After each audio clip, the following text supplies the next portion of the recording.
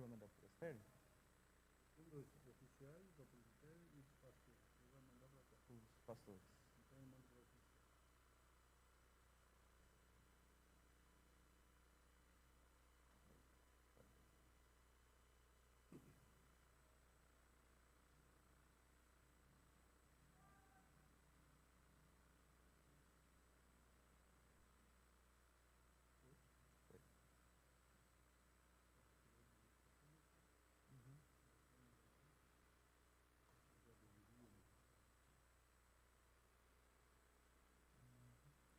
Só com todo esse tempo.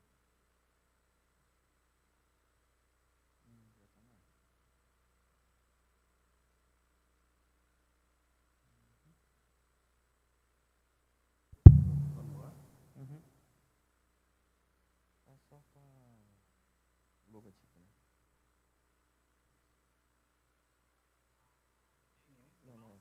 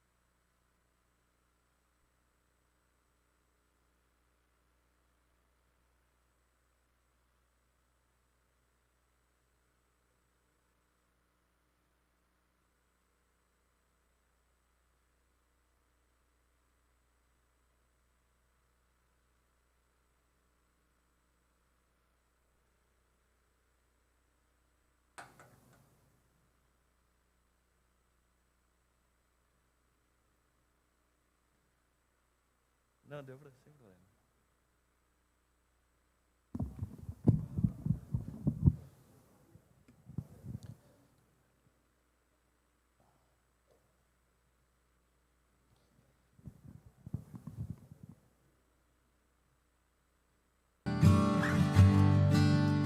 Boa tarde, irmãos. Vamos começar o nosso encontro aqui de revitalização, a gente repensar igreja. Vamos começar fazendo uma oração, pedindo a graça, o favor de Deus sobre a vida de todos nós. Vamos orar.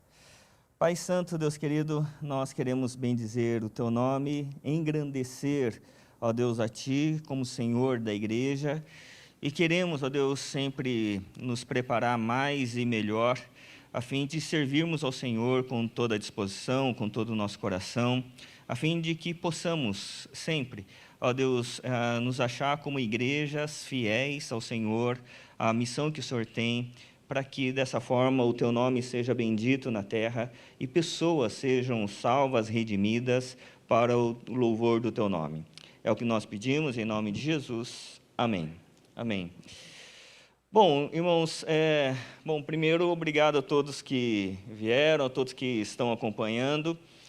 Nós vamos refletir sobre revitalização e serão vários encontros, um encontro a cada mês, e nós queremos expor hoje um pouco as bases do que nós entendemos por revitalização, porque a gente entende que revitalização é um assunto importante para a igreja, é importante nós refletirmos continuadamente acerca disso, e também, ao longo desse ano, pensar naquilo que a igreja, cada igreja aqui presente tem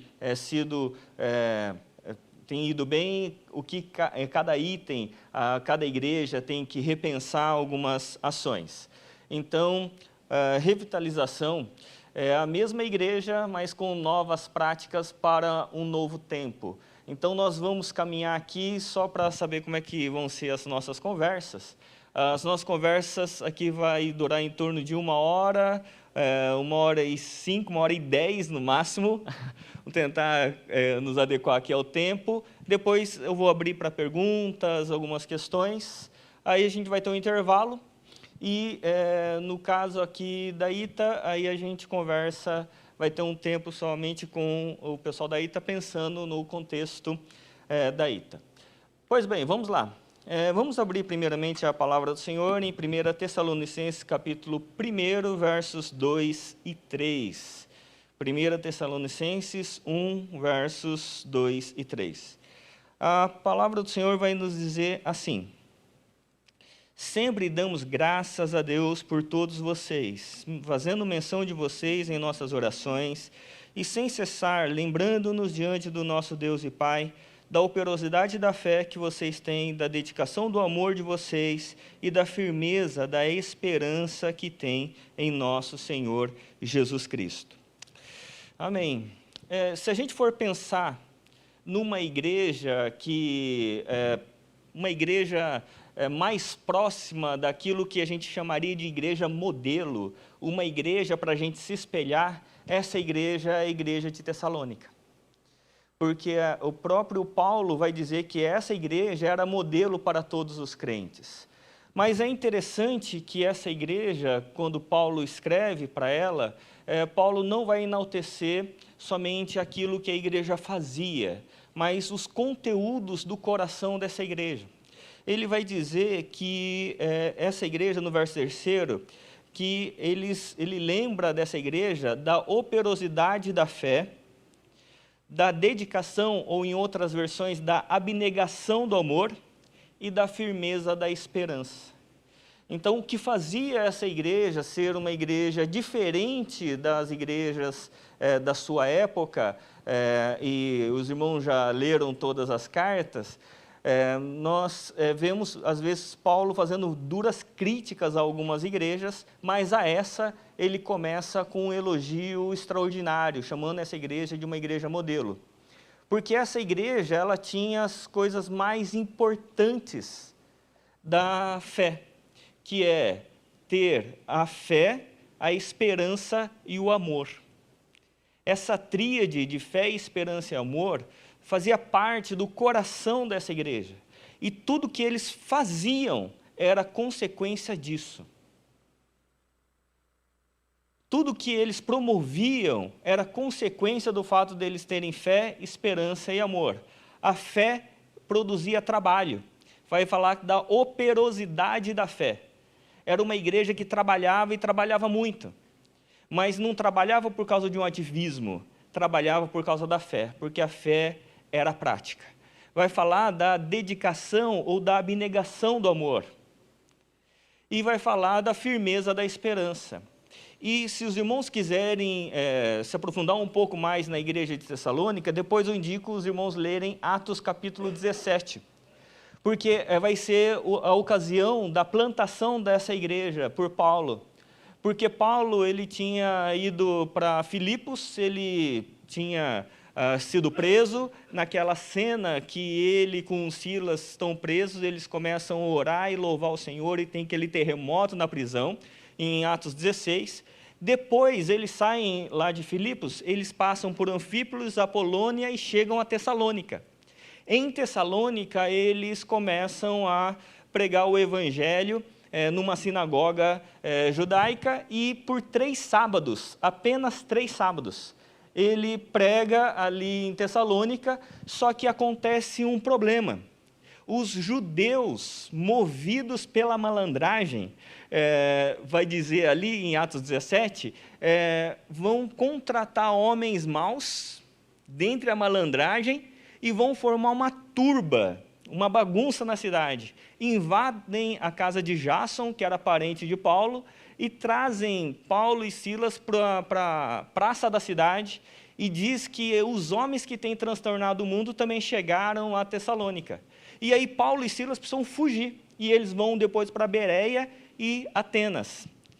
E deixa essa igreja, que foi formada em apenas 3 sábados. E quando Paulo olha para essa igreja, comparado, por exemplo, a Éfeso, que ele passou quase 3 anos em Corinto, que ele passou 2 anos e meio, essa igreja era uma igreja diferente, era uma igreja que ele chama de modelo. Por quê? Porque eles tinham fé, esperança e amor. Isso aqui é muito importante, essa introdução, irmãos, porque aqui está o coração do que a gente chama de revitalização. Revitalização não tem a ver com a gente reestruturar as formas da igreja. Tem a ver com a gente repensar a essência da igreja, o coração de cada um de nós. Revitalização, o pastor Vô disse esses dias, que revitalização é perdão. E é isso mesmo. Revitalização é a gente olhar não para fora de nós e vermos as estruturas objetivas, mas a gente olhar para dentro do nosso coração e perceber as estruturas espirituais. A nossa estrutura de fé, a nossa estrutura de esperança, a nossa estrutura de amor. Se as nossas estruturas internas de espiritualidade têm nos feito amar mais, perdoar mais, caminhar mais com os nossos irmãos, se tem feito a gente amar mais as pessoas, evangelizar mais os perdidos, investir mais em missões, como consequência de um coração revitalizado. Amém, irmãos? Deu para entender aqui? Então, o primeiro passo da revitalização não é olhar para a igreja organização, é olhar para a igreja que somos nós, organismo. Amém? Então, esse ano, a gente vai falar muito sobre isso, trabalhar muito essa questão da revitalização do próprio coração. E nessa caminhada que nós vamos ter, só algumas questões, né? A gente vai falando ao longo desse tempo. Alguém pode perguntar assim, quanto tempo demora uma igreja para ser revitalizada? Né? Quanto tempo? Se a gente fosse colocar em média, quanto tempo demora? Em média, demora 6 anos. Não é um processo rápido e não é 10 passos da revitalização, faz assim que dá certo. Não, é um processo da gente repensar a maturidade da nossa espiritualidade e irmos, a partir do Evangelho, afetando todas as áreas da vida e da igreja com relação a isso. E a gente vai explicando o porquê que a revitalização é um processo. 4 questões primárias a gente vai conversar nessa caminhada. Primeira, resignificar o saber por uma teologia verdadeiramente integral. O que isso significa? Que, como lá tem a fé, a esperança e o amor, todo conhecimento, a fé é conhecimento, né? A fé vem pelo ouvir e o ouvir da palavra de Deus. Então, a primeira coisa que a gente precisa resignificar é o saber, para saber se a nossa teologia ela é apenas conceitual ou ela é uma teologia para uma vida integral, para a prática da fé. A segunda questão é reavivar as relações por relacionamentos verdadeiramente terapêuticos. Na caminhada com o ser igreja, como é que nós nos vemos como igreja, como irmãos? Nós nos vemos como um aglomerado de pessoas ou nós nos vemos como um corpo em Cristo? O problema de alguém é um problema nosso ou é um problema só do outro? E é isso que a gente vai analisar. A terceira questão é redefinir as estruturas para uma eclesiologia verdadeiramente missional. As estruturas da igreja, elas não podem ser um lago, que tudo acabe na igreja, para que a igreja seja um lago que represe os recursos e as pessoas. A igreja precisa ser um rio, onde os recursos e as pessoas, elas dão continuidade àquilo que Deus faz, à missão que Deus promove. E quarto, é redirecionar a missão por uma vida verdadeiramente servidora. E aqui é importante que a missão a gente coloca no final. porque o que a gente faz tem que ser fruto dos passos anteriores de quem nós somos.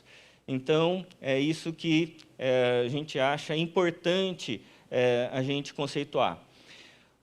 Uma referência importante para nós, como Igreja Reformada, é o moto da Igreja Reformada. Nós, como reformados, como pessoas que têm herança na Reforma Protestante, a Reforma Protestante, melhor dizendo, deixou um moto para que a Igreja não ficasse estática nas suas estruturas, mas sempre as repensasse, que é Igreja Reformada sempre reformando. A Igreja Reformada ela não pode ficar estática no tempo e no espaço, mas ela sempre precisa repensar a sua missão, e esse moto ele é muito importante. Agora, entrando com relação à urgência da revitalização para o nosso tempo, em especial para as igrejas de origem taiwanesa. Aqui na ITA, a gente sempre tem conversado, principalmente em relação aos jovens, que nós precisamos olhar para a igreja no estágio que ela está, não como privilégio somente conquistado, mas responsabilidade assumida. O que isso significa? Significa o seguinte, irmãos, algumas aqui têm irmãos de várias igrejas, e vários irmãos aqui são fruto, ou todos nós somos fruto, da primeira geração. A primeira geração que fez um grande sacrifício. Irmãos que vieram muitas vezes com recursos escassos, trabalhando e dando, assim, com muita dificuldade, possibilidade para os filhos estudarem. Foi uma geração de sacrifício, a primeira geração. Se você olhar todas as famílias, foi uma geração de grande sacrifício. A segunda geração, normalmente, é a geração da expansão. A partir do sacrifício da primeira geração, a segunda geração consegue emprego, consegue estudo, consegue galgar lugares na sociedade, e ela vai expandindo a partir do que foi conquistado pela primeira geração. Mas, historicamente, na terceira geração, que é uma geração que não tem mais os olhos no sacrifício da primeira geração, mas agora tem os olhos no benefício conquistado pela segunda geração, a terceira geração muitas vezes entra em declínio. A terceira geração não está tão comprometida com a missão, muitas vezes não está comprometida com o serviço, não está tão comprometida com o evangelho, porque ela se pauta naquilo que foi conquistado, nos benefícios conquistados, e não na responsabilidade assumida.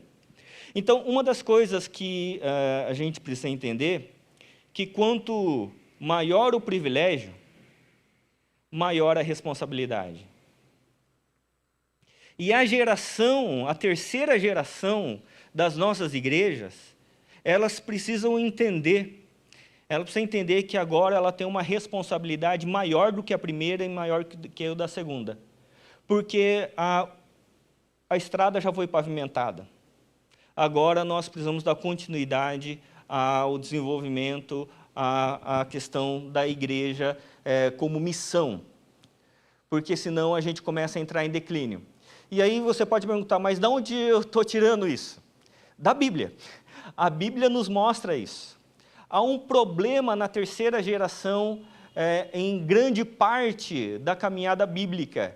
Se você olhar as grandes referências no Antigo Testamento, as grandes referências eram Abraão, porque Abraão dá origem aos patriarcas, Moisés, porque ele é o homem da lei, e Davi, que é o símbolo ali dos monarcas, dos reis. Os três tiveram problemas na terceira geração. Se você olhar Abraão, Deus chama Abraão em Gênesis 12 para tira de Ur dos Caldeus, ali do lado da Babilônia, e leva para a terra de Canaã. Canaã era uma terra de missão, porque ali era a rota de passagem de 3 continentes. Por isso que a promessa de Deus para Abraão é que em Abraão todas as famílias da terra seriam benditas. Havia uma missão muito importante em Abraão. E que no mês que vem a gente vai considerar mais especificamente sobre Abraão. Mas quando chega na terceira geração, a geração de Jacó, Jacó deixa a terra de Canaã e vai para onde? Para o Egito. Quando ele vai para o Egito, há o silêncio de 400 anos, até o retorno de Deus, do povo de Deus para Canaã. Quando retorna o povo de Deus para Canaã, para a terra da missão, retorna com quem? Com Moisés. Retorna com Moisés, que vai dar a lei. Mas quando Moisés volta ali para a terra de Canaã, ele não volta, né? É Josué que entra na terra, Josué já é a segunda geração. O que acontece com a geração posterior à geração de Josué? Em Juízes, levanta uma nova geração que não conhecia o Senhor nem os seus feitos. E aí você vai ter no livro de Juízes um povo que tinha muito recurso, mas pouca fé. E por isso que é uma geração que sempre fica capengando. E no próximo slide vou mostrar o ciclo de Juízes, que fala muito, às vezes, a estrutura da fé de muitas pessoas. Quando depois passa a época de Juízes, vai vir a época dos reis, que vai ter Davi como grande homem, o homem que vai ser o homem segundo o coração de Deus, que vai levar a nação de Israel ao seu apogeu, ele com Salomão. Mas depois, na terceira geração, com Roboão, o que acontece? Problema de novo, a nação se divide. Porque Roboão não quer seguir os conselhos dos mais velhos, dos anciãos, e ele quer seguir os conselhos dos mais jovens, dos seus amigos. E aí a nação se divide. 2 tribos vão para a região do sul e 10 vão para a região do norte. Então, está dando para entender, irmãos? Isso vai acontecer com Jesus. Quando ele forma ali a comunidade apostólica, quando vem a terceira geração, vai escrever para as igrejas da Ásia, já está com problema. Vai acontecer com a missão no Brasil, por exemplo. A igreja evangélica no Brasil, de estrutura, tem em torno de 155 anos, a igreja no Brasil. E é interessante que, nesse período de pouco mais de 100 anos, a igreja evangélica no Brasil, ela saiu de uma igreja formada por igrejas tradicionais, metodista, presbiteriana, batista e anglicana, para um contexto evangélico onde se vende amuleto, onde se faz determinações a Deus, um monte de problemas que nós temos no nosso contexto religioso, evangélico. Pouco mais de 100 anos, a igreja entrou em declínio. Então, é importante a gente entender essa questão aqui, porque quando a gente fala em igreja, muitas vezes a gente pensa que uma igreja boa é uma igreja de números, uma igreja que cresce. Nos últimos anos, aqui no Brasil, a gente teve vários cases de grande sucesso numérico no contexto evangélico brasileiro. Igrejas que saíram de uma casa para milhões de pessoas. Trabalhos com jovens que lotou estádios. Mas, na maioria desses casos, hoje as igrejas estão totalmente fora do que a gente entende que é o Evangelho. Por isso, é importante a gente olhar para esse gráfico aqui, que é um ciclo em Juízes, e isso vai acontecer com todos os juízes no livro de Juízes, né? E eu fiz um estudo aqui com os irmãos e coloquei todos os juízes nessa perspectiva, nesse ciclo, e acontece sempre isso. O povo se rebela, Deus se ira, sobrevém a opressão inimiga, o povo levanta um clamor e aí vem arrependimento, é proporcionada a solução por meio de um juiz escolhido, há um tempo de paz, o juiz morre, e aí na segunda ou na terceira geração, novamente, há rebelião. É um ciclo sempre problemático, quando, principalmente na terceira geração. Por isso é importante a gente entender que revitalização é um processo desde Gênesis 3 até Apocalipse 20. Nesse gráfico que os irmãos estão vendo, só tem 4 capítulos na Bíblia sem pecado, que é Gênesis 1 e 2 e Apocalipse 21 e 22. Somente esses 4 capítulos não tem problema, né? Quando chega Gênesis 3, vem a queda, e Apocalipse 20, a queda de Satanás, nesse meio, você sempre vai ter a necessidade de redenção em Cristo Jesus e de revitalização das nossas estruturas, revitalização de quem nós somos. É por isso que o Antigo e o Novo Testamento, eles tratam de um tema só. O único tema da Bíblia é Cristo. A maneira como Cristo ele redime todas as coisas que tiveram problema na queda. Por isso é importante a gente entender quais os modelos de igreja que a nossa igreja está dentro. Então eu vou colocar aqui alguns modelos de igreja para a gente ir pensando como que a igreja de cada um de nós está dentro, né? E pensando nessas áreas, qual é o modelo, qual é a base, qual a função pastoral, como é que os membros são vistos, qual a relação pastor-pregação e pastor-membro, como que é visto a cultura, estilo musical, sucesso, crescimento, reprodução, disciplina e, por fim, qual é a palavra-chave na nossa igreja. Bom, primeiro há um modelo chamado modelo hospital.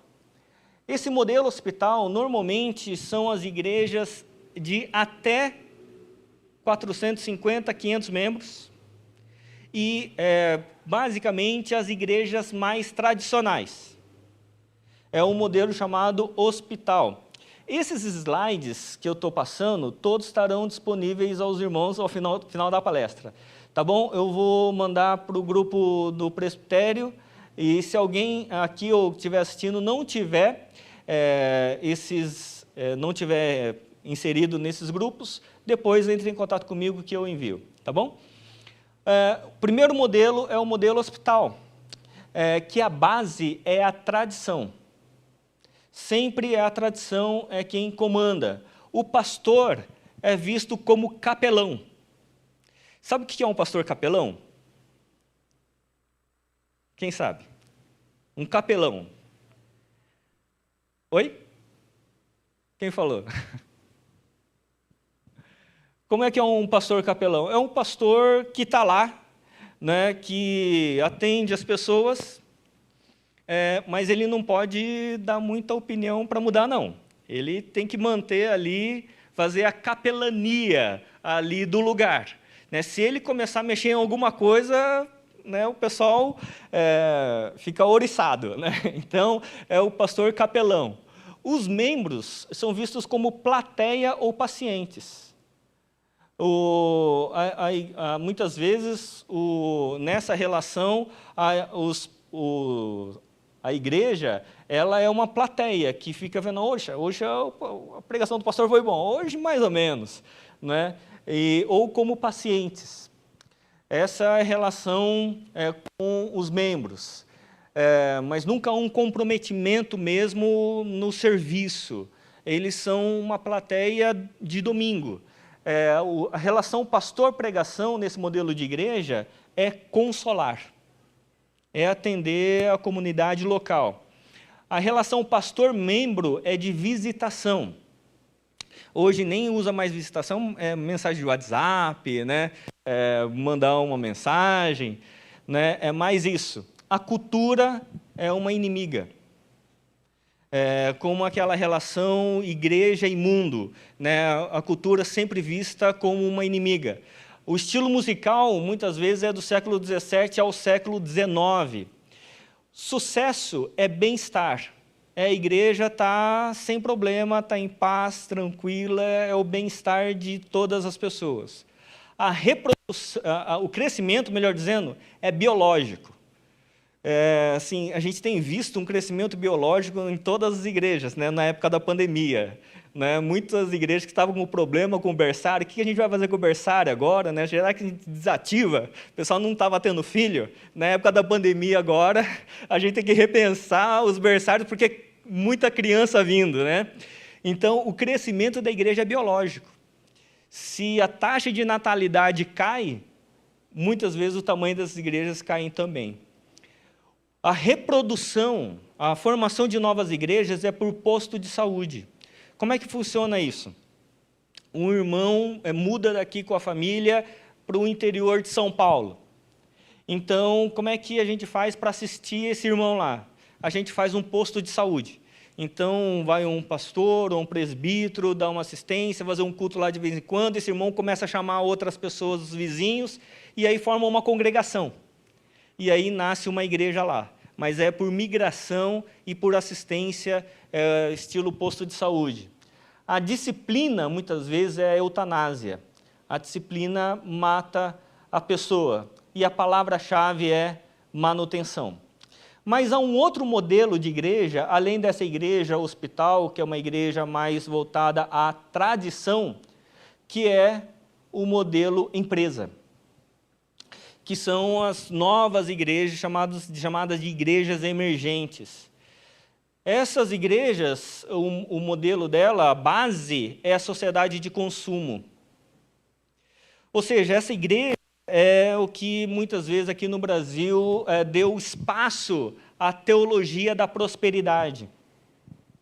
A partir da sociedade de consumo, dos aspectos da sociedade de consumo, as pregações começaram a ser de vitória e de que se você der algo para Deus, Deus vai te retribuir muitas vezes mais. Você olha, as mensagens, elas são comerciais. Então, a base é a sociedade de consumo. O pastor, ele é um CEO. E aqui é um problema teológico importante. Todos aqui estão sendo problemas, né? Mas aqui é um problema com relação ao governo da igreja. Porque como igreja presbiteriana, nosso sistema de governo, ele difere de outros sistemas. Por exemplo, a igreja católica, ela tem uma estrutura episcopal. Uma pessoa manda em tudo. A igreja batista, ela é congregacional, é a congregação. O sistema presbiteriano é um sistema, quem sabe? Exatamente esse, né? Como é que é, Viane? Sistema de presbíteros, é um sistema representativo. Ou seja, a igreja elege presbíteros, docentes e presbíteros regentes. Presbíteros docentes são os pastores, não porque eles são doces, mas porque eles são do ensino, e os presbíteros regentes, que são do governo. Então, os presbíteros, eles representam a igreja. Nesse sistema empresa, o pastor é um CEO. Ele é um gestor. Então, há um problema porque aqui não há colegiado, uma liderança colegiada. Os membros são vistos como clientes.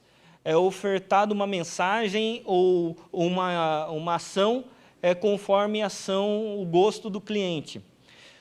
Irmãos, os irmãos já viram vários modelos de igreja, mas teve um que foi muito popular, principalmente na década passada, com um livro chamado Uma Igreja com Propósito, de um autor chamado Rick Warren. Lembram? E a proposta que foi muito popularizada por um tempo era que a igreja ela precisava formar uma estrutura a partir do público-alvo. Então, a partir do cliente. Então, a estrutura da igreja, chamada estrutura homogênica, né, era uma estrutura a partir do cliente. Então, a partir dessa análise, e eles usavam uma estrutura da análise da pirâmide de Maslow, que é usada no marketing, para você determinar qual o estilo musical, como é que vai ser a aparência da igreja, a arquitetura, tudo para satisfazer o cliente. Fazia parte dessa concepção. O papel do pastor é impactar.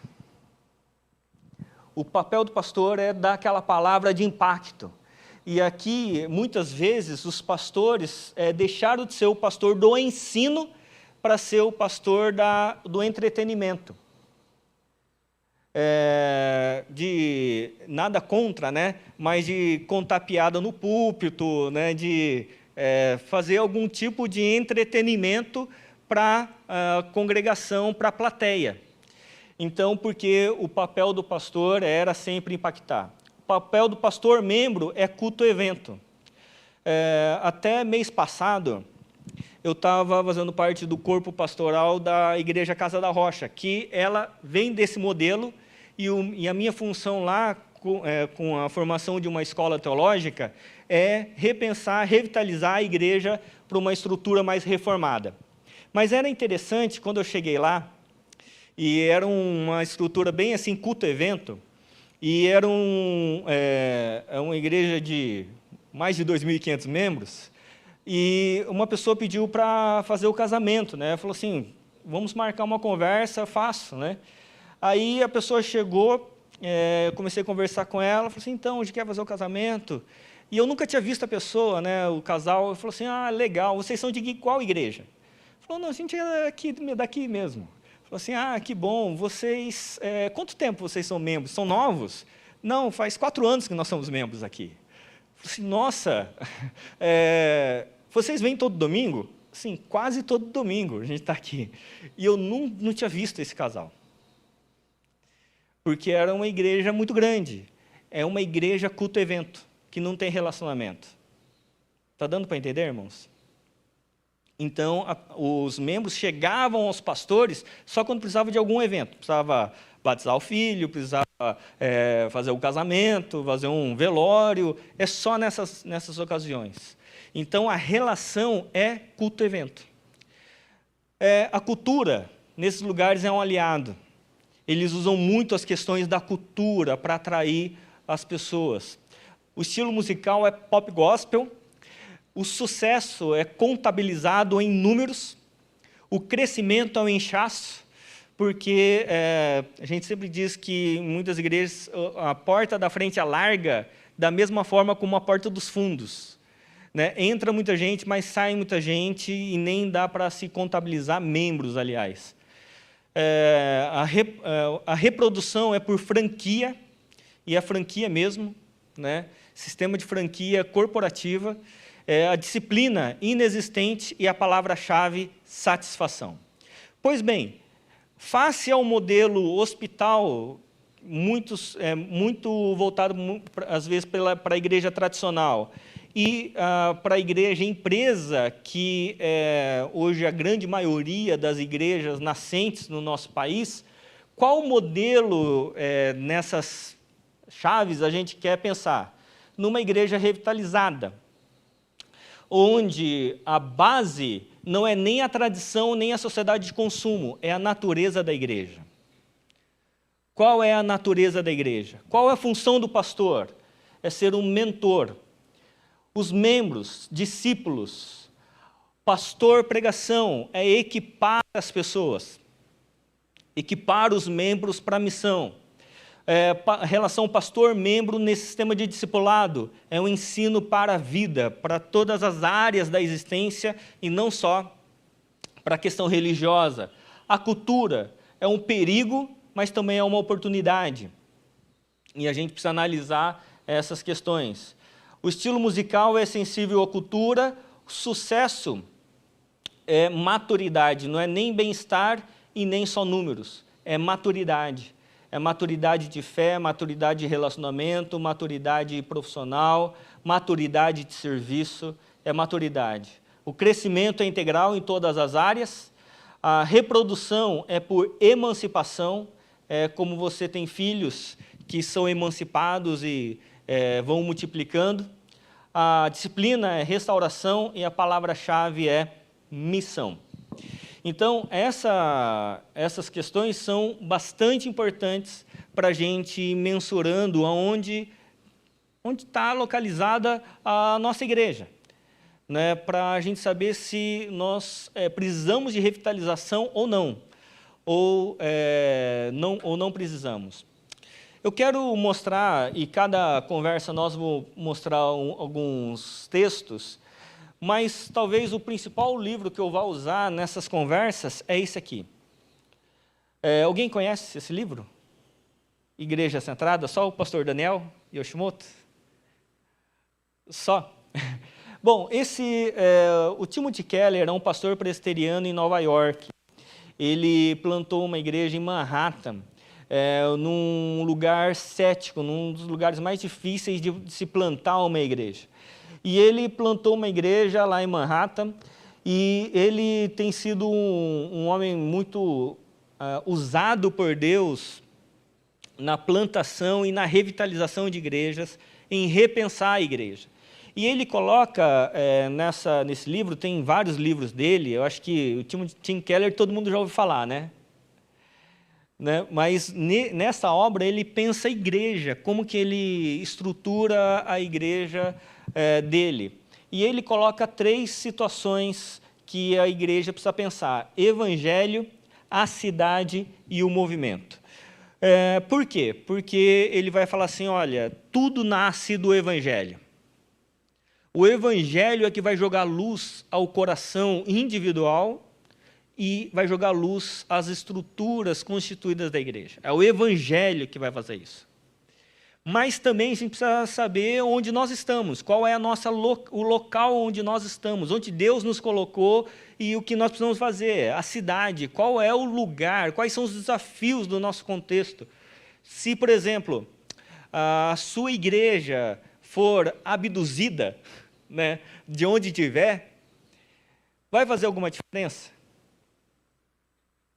Os vizinhos vão sentir falta? Certa vez, eu estava numa viagem missionária lá para o Acre, e foi eu e um irmão chamado Jurandir, e a gente saiu aqui de São Bernardo do Campo, onde eu fazia seminário, e a gente foi de carro até Rio Branco, no Acre. E a gente ia em cada cidade visitando os campos missionários. E a gente chegou numa cidade chamada Bom Jesus de Goiás, e a gente andava e não achava a igreja. Aí eu perguntava ali para o bairro, você conhece a igreja presbiteriana aqui? Ele falou assim, ninguém conhecia. Aí chegou uma pessoa e falou assim, olha, eu já vi um nome assim, presbiteriana, mas tem mato na frente, está feio, acho que está abandonada. E aí quando a gente foi, era a igreja presbiteriana, né, a missão lá. E aí uma situação totalmente decadente, né? O missionário não estava cumprindo com o propósito lá. Mas por que eu estou falando isso? Porque se aquela igreja fosse tirada de lá, ninguém ia sentir falta. Então é importante saber por que nós estamos no lugar onde estamos. Por que nas nossas igrejas tem tantos médicos? O que a gente faz com isso? Entre o evangelho e a cidade e as competências individualizadas que Deus nos dá, tem algum propósito? Como é que a gente pensa no evangelho e a cidade? A gente precisa entender o movimento, que é o terceiro passo que o Tim Keller coloca. É como que o evangelho, a compreensão da cidade que Deus nos dá, faz com que a gente entre em movimento, em serviço, em missão, naquilo que é a vontade de Deus. Deu para entender, irmãos? Então, esse livro aqui eu vou usar bastante e quero indicar todos adquirirem esse livro aqui. Igreja Centrada. Desenvolvendo em sua cidade um ministério equilibrado e centrado no Evangelho. Tá bom? A centralidade do Evangelho, a centralidade da cidade e a centralidade do movimento. Então, indico todos os irmãos a adquirirem esse livro. Mas tem um outro modelo de igreja, ainda presbiteriana, que é desse aqui, batista, esse aqui, melhor dizendo. 9 marcas de uma igreja saudável, do Mark Dever. Eu acho que o irmão mais conhecido que participa de uma plantação de igreja aqui no nosso contexto é o pastor Jonas Madureira, que trabalhou junto com o pastor Luiz Saião na IBNU. Né? Ele faz parte desse movimento, 9 marcas, e ele plantou uma igreja, esqueci o nome da igreja dele, mas com essa perspectiva de que, nesse sentido, é uma igreja mais teológica, vamos dizer assim, de entender a teologia bíblica, a teologia da igreja e o sistema de discipulado.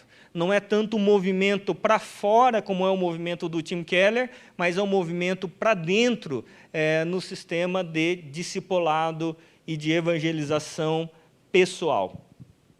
E um outro livro interessante, se os irmãos quiserem, é essa igreja missional na Bíblia, Luz para as Nações. Quando eu apresentei aquele slide da centralidade da cruz, lembram daquele slide?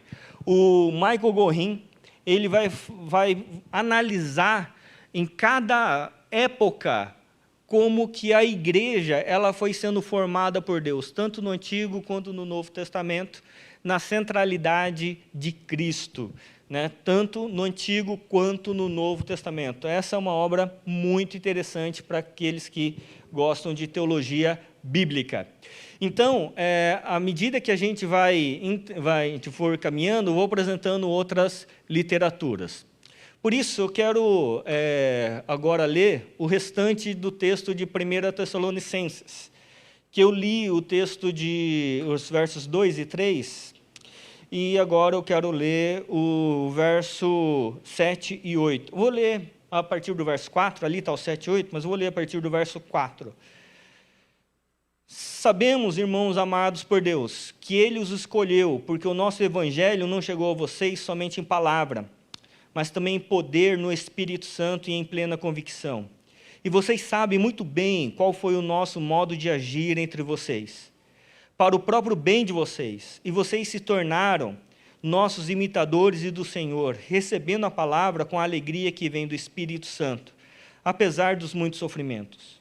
Assim vocês se tornaram modelo para todos os crentes na Macedônia e na Acaia, porque a partir de vocês a palavra do Senhor repercutiu não só na Macedônia e na Acaia, mas a fé que vocês têm em Deus repercutiu em todos os lugares, a ponto de não termos necessidade de dizer mais nada a respeito disso. Esse texto é muito importante, irmãos. A gente pensar sobre igreja, a gente pensar sobre a missão de Deus. Se a gente for olhar, não há nada mais importante na terra do que igreja.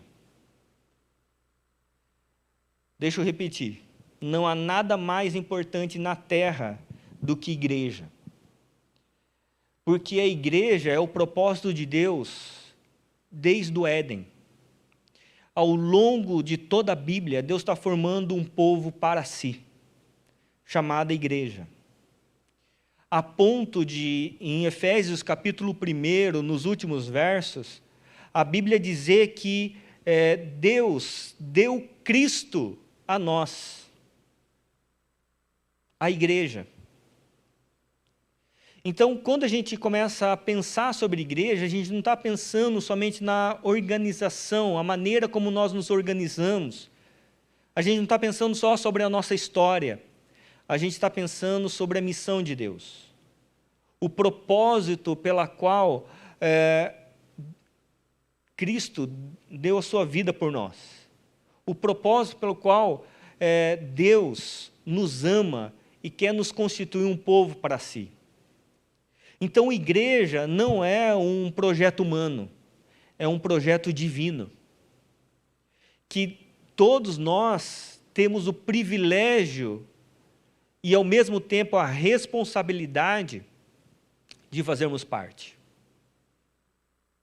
de sermos integrantes dessa missão de Deus.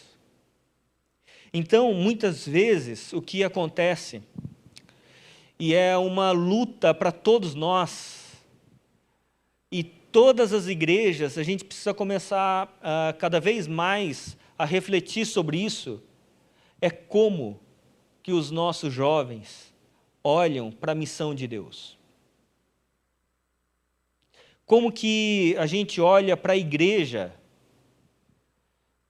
Será que nós olhamos para a igreja naquilo que nós conquistamos? Ou nós olhamos para a igreja naquilo que devemos conquistar? Porque se nós olhamos apenas pelo retrovisor, naquilo que foi conquistado, a gente fica tranquilo, desfrutando do privilégio do já conquistado. Mas quando a gente olha para frente, quantas pessoas ainda não foram salvas em Cristo Jesus? Quantas pessoas da nossa família ainda não foram alcançadas por Cristo Jesus? A gente olha para frente e olha para a eternidade, então a gente não olha só para o privilégio já conquistado, mas a gente precisa olhar agora para a responsabilidade que precisa ser assumida. Amém, irmãos? E essa responsabilidade a ser assumida é que é o coração da revitalização. Porque a revitalização, como coloquei no começo, não é institucional. Ela tem que ser pessoal. É o nosso sistema de fé, nosso sistema de amor, o nosso sistema de esperança. A fé que vai produzir trabalho, o amor que vai produzir abnegação, a esperança que vai produzir firmeza. Tudo que nós vimos nas tabelas, sucesso, satisfação, todas as outras coisas, a gente precisa entender como consequência. Qual é a causa? Qual é o vital que a gente precisa voltar? Revitalização é isso, né? Voltar ao vital, ou à vitalidade. Qual é o nosso vital? Se não for a missão de Deus, aquilo que Deus quer fazer. Por isso, pensar sobre revitalização dói. E às vezes pode incomodar. Porque é a gente perceber que a igreja reformada, ela precisa continuamente se reformar. A gente não pode ficar estático. Apenas dando aos jovens a responsabilidade de manterem o que nós já conquistamos. Não. A gente precisa desafiar os nossos jovens a irem muito, mas muito além. Porque o privilégio deles é muito maior do que foi da primeira geração. Eu tinha um professor, reverendo João Alves dos Santos, que assim, se eu olhar um professor querido, era ele, né, Viane? Viane estudou com ele também, Viane é teóloga, né? E era um professor que ele era mestre no Antigo Testamento, mestre no Novo Testamento. Ele era formado em Direito, formado em Letras, ele formou o Centro Presbiteriano de Pós-Graduação do Mackenzie, assim, uma pessoa incrível.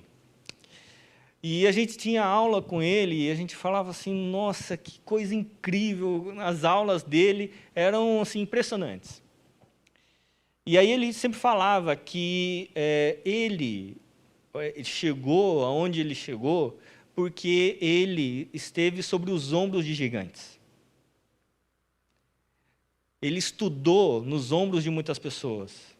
Em muitos teólogos, as reflexões que ele tinha não era dele, ele falava, era da formação que ele teve, dos teólogos que ele estudou.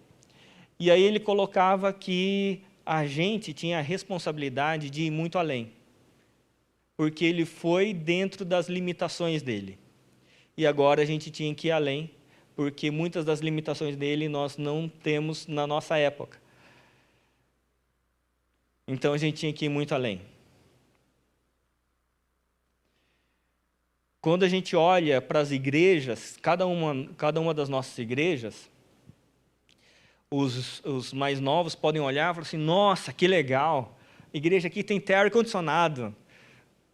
Na primeira geração tinha ar-condicionado? Não tinha templos constituídos? Não tinha.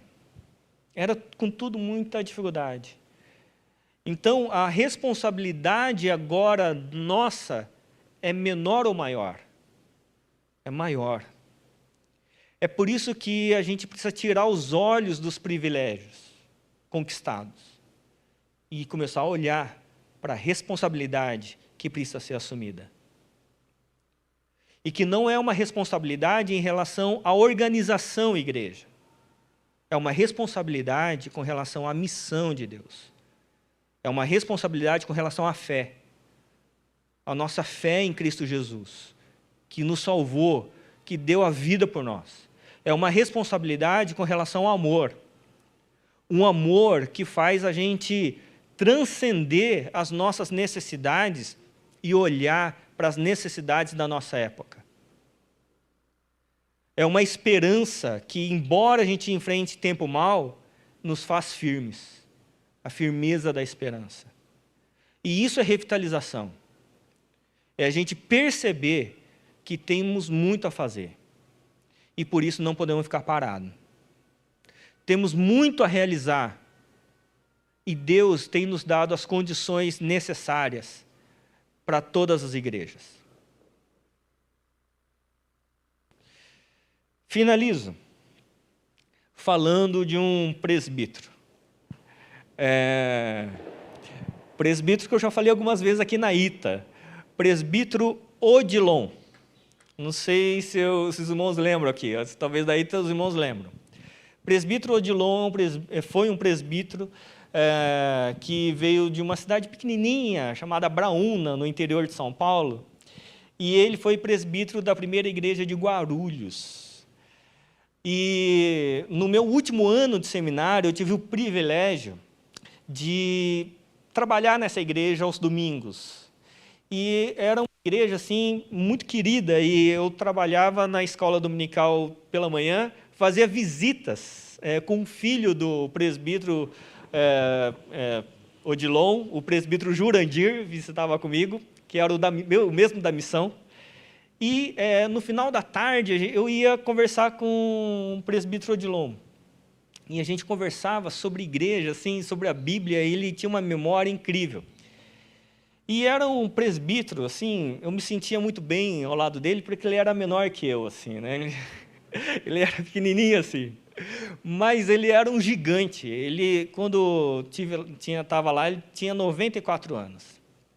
E era interessante que o culto lá em Guarulhos era à noite, então daí a gente ia para a igreja.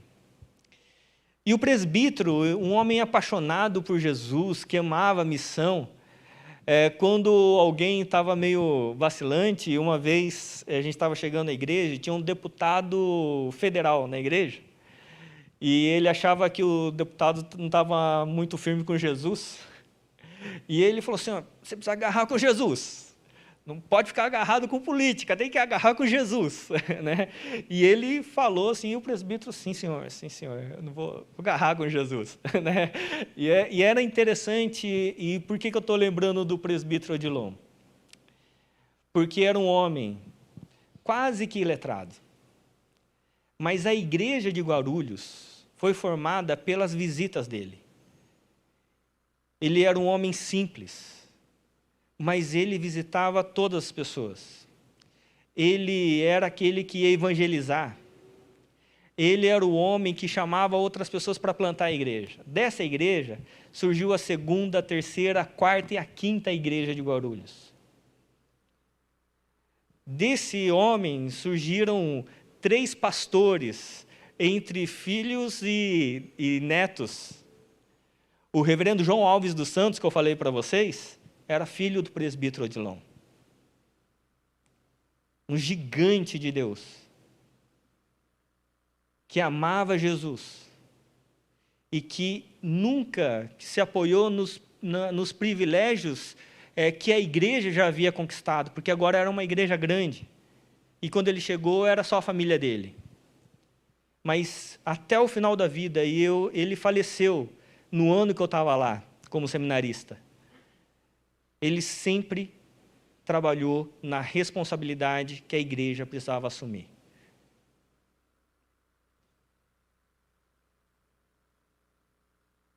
Por isso que, quando a gente vai caminhando nos privilégios, uma das coisas que nos incomoda é alguém cobrar a nossa responsabilidade.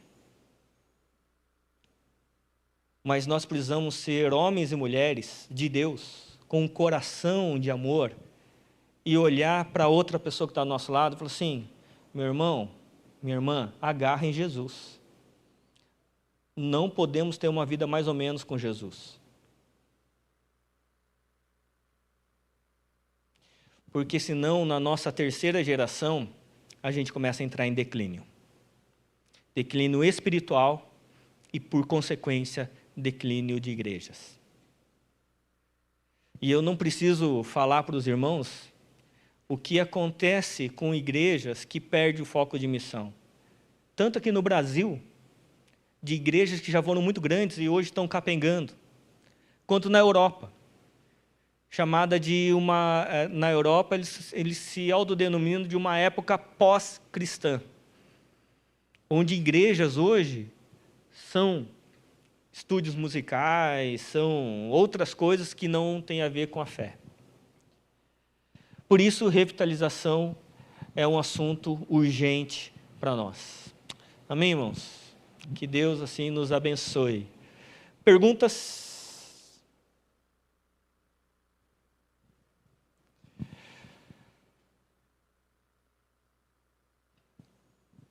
Bom, quando não tem pergunta, o pessoal deve ter entendido tudo, né?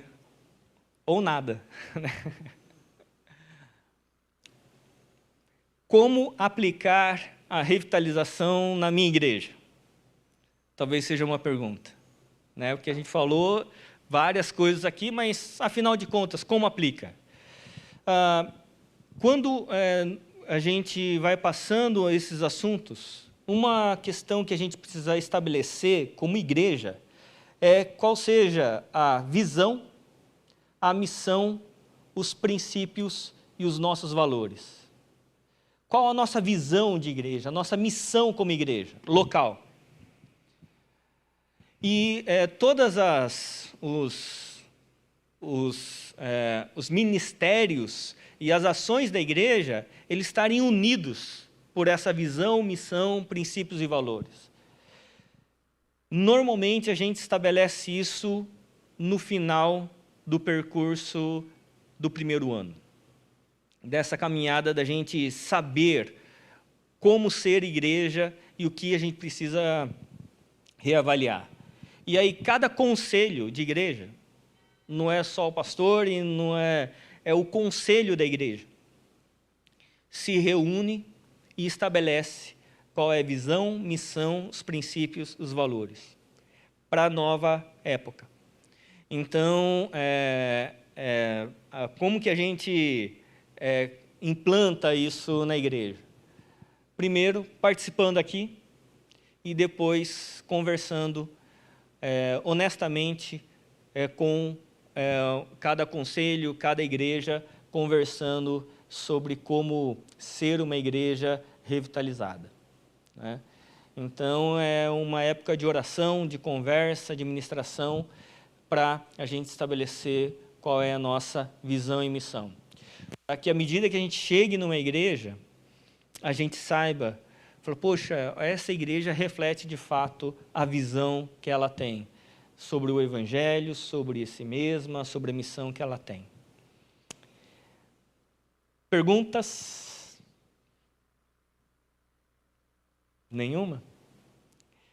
Maravilha, então vamos orar.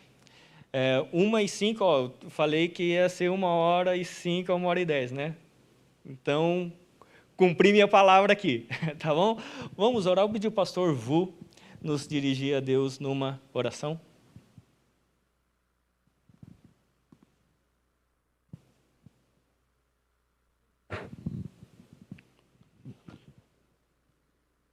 Senhor, queremos agradecer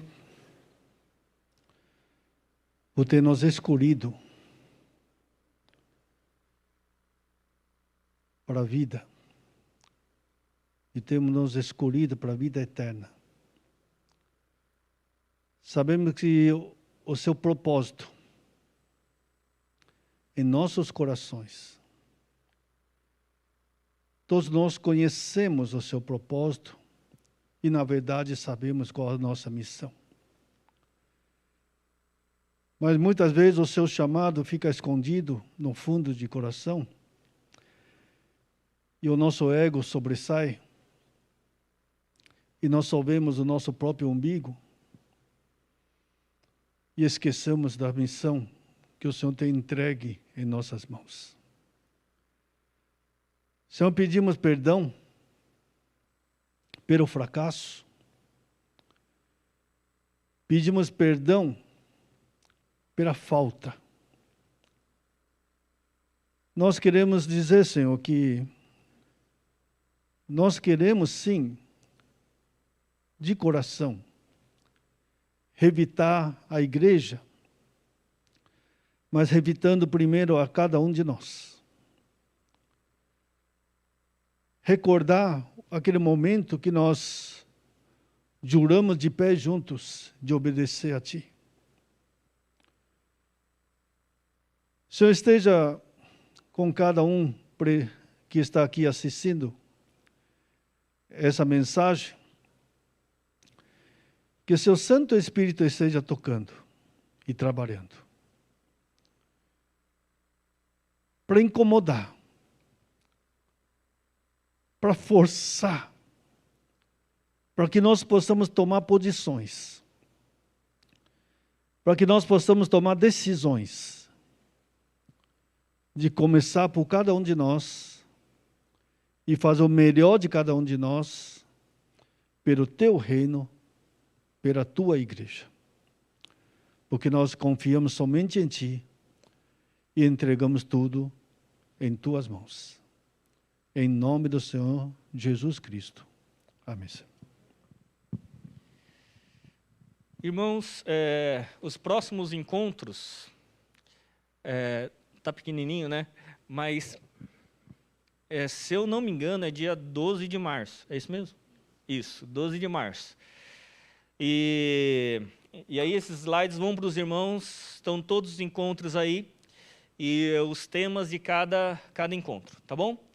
Então, é uma construção que a gente vai tendo aí, pensando em igreja, para no final termos condições de cada igreja estabelecer sua visão, missão, princípios e valores. Ok? Muito obrigado pela presença de todos. Deus os abençoe.